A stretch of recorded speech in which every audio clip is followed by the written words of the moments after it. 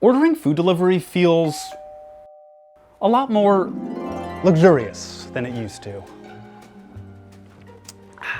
Not because the food's gotten any better or the experience or anything really. It's just all gotten a lot more expensive. I put this order together on a delivery app and it came out to $36 with tip. But I'm a consistent guy. I usually order the same thing when I get Chinese food. So I went to my email and looked through some old receipts and saw that in 2019, the same exact order was only $19.27, $26 with inflation. We all know that ordering on the app has made things more expensive. But why? Look at all these fees. Service fee, okay, that makes sense. They're providing a service. Delivery, but then what's delivery fee? And this one irks me the most, the New York courier fee, which Uber defines as offsetting new minimum wage laws. Minimum wage laws that the companies that make these apps lobbied to kill. It's almost like they're hiding the real reasons costs are so inflated by blaming being forced to give their drivers living wages. The real culprits for making food delivery worse and more expensive are a handful of massive, billionaire-funded corporations. And that is when it turns into the pile of shit. That is the final stage of enshittification. And don't tell me I don't need to use these apps. Many restaurants no longer employ in-house delivery workers. And Uber and DoorDash have seized a duopoly on 96% of the on-demand food delivery service business. They've used that market power to convince us that we needed them to replace a system that was actually working just fine. That scam has made them immensely profitable. Uber's delivery business made $1.5 billion last year. That's a 173% increase from the year before. And DoorDash pulls in a ludicrous 49% margin on delivery. It's middleman capitalism, where a transaction that used to look like this, I'm gonna order us some pizza.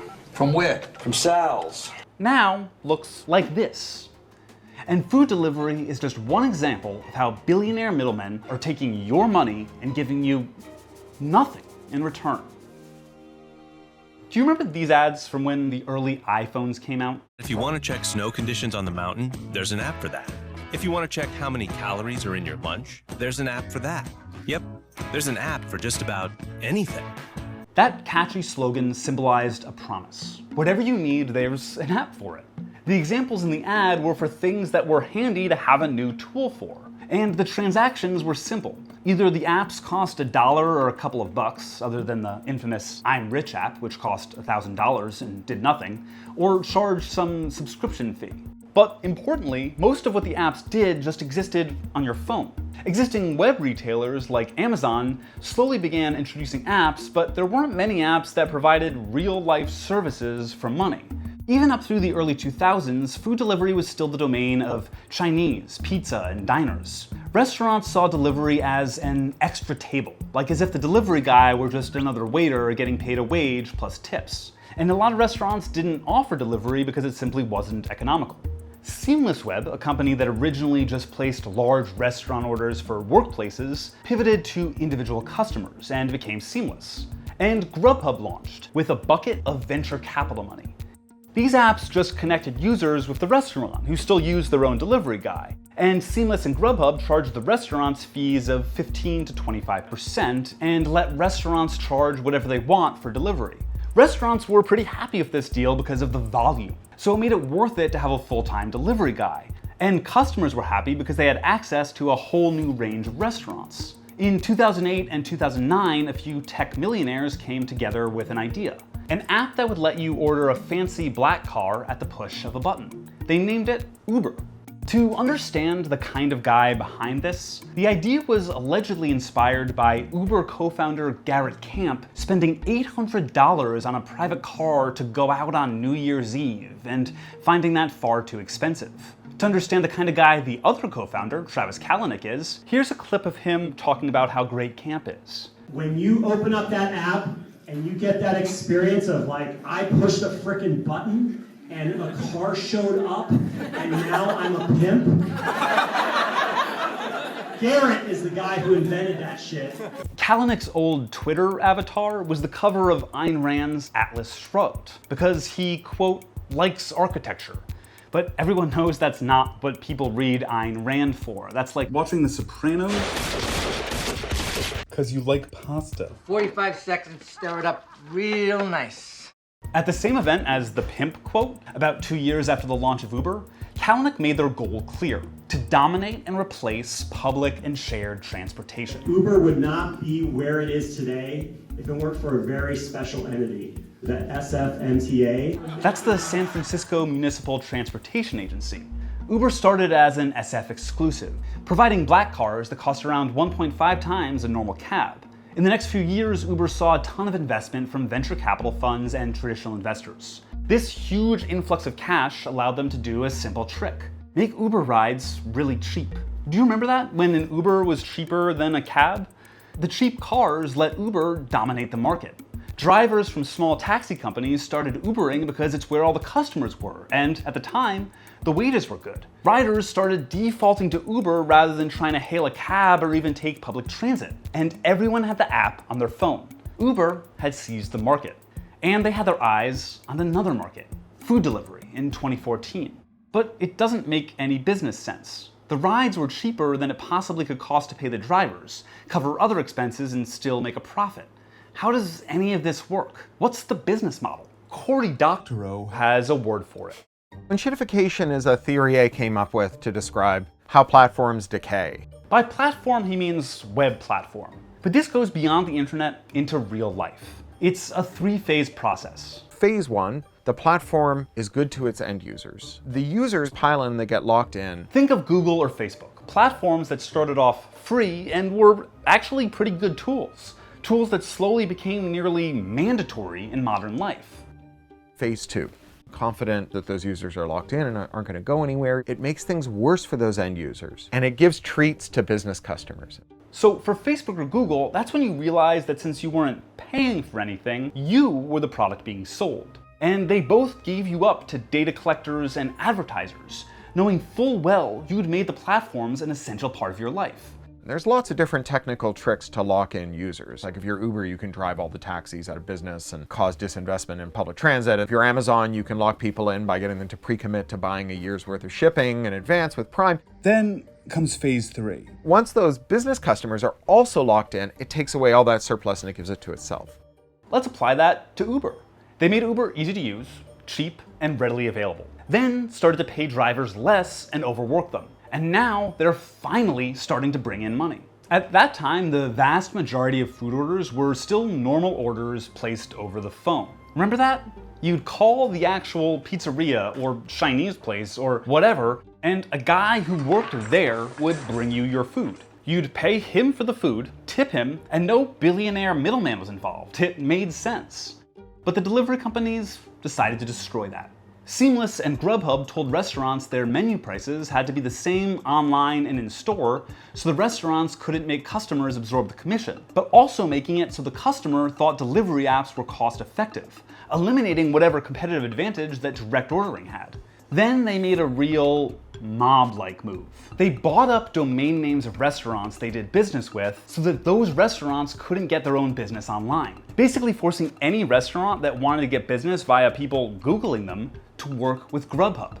Then came the new delivery thing, what we're really talking about here: Uber Eats and DoorDash. Grubhub was restaurants using their own drivers, but Uber Eats and DoorDash were something new. They had their own gig workers, contractors with no benefits, responsible for their own vehicles, fuel, insurance, going to the restaurants, picking up the orders, and delivering them to customers. And Uber Eats had the power of scale. Everyone had Uber on their phones already, and they just applied the strategy they did originally with cars, making everything impossibly cheap. They had this surplus, right? They had a ton of money from the capital markets, and they gave it to us, people who wanted to eat dinner. They heavily discounted the food that we got. They paid the restaurants full price, but they charged us less than they were paying. Well, that's a pretty good deal, right? And if that's all they ever did, hell, I'm all for it, right? Let Peter Thiel buy me dinner every night from now until the end of time. They wanted you hooked, so when they raised prices, you'd keep using their service. Once they'd used their venture capital cash to gain market share, they jacked up prices. Now, most people go to Uber or DoorDash first if they want to order food, meaning restaurants are beholden to the apps too, otherwise no one will order from them. Uber charges restaurants huge fees to be listed on the app, and it's a tiered service, so the more the restaurant pays, the better visibility they have on the app. meaning when you search Thai food, the top results aren't the highest rated, closest, or anything like that. They're who pays the most. And Uber pushes this marketing service on all of the restaurants, meaning if every Thai restaurant buys the same tier, it becomes meaningless. They're all equal no matter how much they pay. The only entity that wins is Uber Eats. Everybody gets screwed by the platform in the two-sided market. And unlike Seamless and Grubhub, menu prices on Uber Eats are often higher in-app than direct from the restaurant, because Uber Eats encourages this to restaurants to offset fees. They openly recommend it. Generally, a middleman, like a distributor, only makes money once. They buy something and sell it to someone else for a profit. Uber Eats makes money off the restaurant and on the exorbitant fees they charge customers. I went through my email and found an old Seamless receipt from 2019.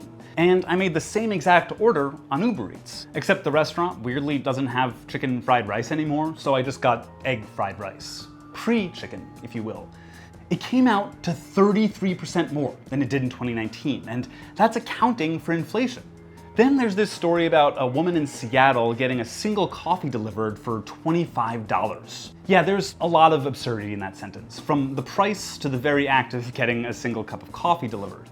This especially bothered me because this was in an article alleging that the high fees were entirely due to new laws in Seattle ensuring delivery workers a fair wage. But it makes sense customers would blame the minimum wage. The delivery apps tell you to. Seattle customers, like New York customers, see regulatory fees for operating expenses, often explicitly blaming requirements put in place to guarantee a minimum hourly pay. The apps could just roll these costs into the existing fees and never tell us what it's for, but they want you to blame the wage laws. In Seattle, the $25 coffee article came during a debate to roll back minimum wage protections. That's a clear attempt by Uber and DoorDash to affect public opinion on the law. Imagine the app had an executive pay fee or a shareholder dividends fee, explaining the real reason you had to pay an extra $6 was to directly hand it to a venture capital billionaire who just really wanted it. I posted this line about the $25 coffee on Twitter without thinking too much about it, dunking on the customer for being upset about the price. It's an easy villain to paint, a lazy, privileged person complaining that the servant she hired to bring her a single coffee is making too much money. But she's not really the villain. In the greater class battle, she's on the same side as the driver against the venture capital billionaires. It's almost a meme, the guilt you feel when you order Uber Eats when you see all the fees attached. But it's okay to want convenience. Corey was adamant about this after I joked about the $25 coffee on our call. There's nothing wrong with wanting something that's more convenient, right? Like, I don't think it's a sin to not want to spend your money, and I don't think it's a sin to not want to have to work extra hard to get through your day. The problem is that there's like a false promise, and that false promise then uses investor capital to crowd out the actual viable systems. People expect convenience today because Silicon Valley billionaires created a false promise of a more convenient world that is affordable. But really, they just set up a system to funnel more of your money to themselves. Innovation is good, and it's okay to make money off of innovation. But what these people are doing is finding parts of everyday life that are working just fine and forcing themselves in as middlemen to transfer even greater wealth to themselves. They did it to dating. The rise of dating apps made it harder to meet people in person because the apps became the new status quo. And now most of these apps charge exorbitant fees to be useful at all. And they're doing it to healthcare, like those bogus telehealth companies where the founders end up in prison. Or these networks that do nothing but connect you to doctors to rip off you and your insurance provider. Or this doctor in a box. Or streaming apps where access to content is easy but prices keep going up and creator wages keep going down. Or meditation and prayer apps that are basically adding a middleman to you just sitting quietly and thinking. They want you to pay to access your own mind. We've built a supposedly utopian tech economy around the same issues that plagued all of previous industry. The Apple II Plus went on shelves the year Ronald Reagan hit the campaign trail for his first presidential run, right? These are two factors that have grown up at the same time. So all of the policies that define neoliberalism, weak labor protection, weak antitrust protection, and so on, get more extreme as tech gets bigger. The capital markets did not open the sluice gates to funding them until it became clear that you can cheat the labor laws by saying it's not a labor violation, we did it with an app. You can cheat privacy and say it's not a privacy violation, we did it with an app.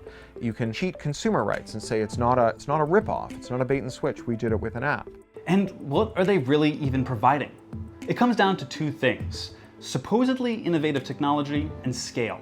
But now that innovation is broadly available, anyone could build a simple app like Uber's or DoorDash's, so it's just about scale. It doesn't have to be this way. Without us, from which the venture capital billionaires derive value, they have nothing. Order directly from restaurants that will let you. Get pickup from the ones that won't. Support worker power movements like Los Deliveristas Unidos, the New York-based collective of delivery drivers working to seize back power from the venture capitalists. Encourage the government to fight app monopolies like Lina Khan's FTC.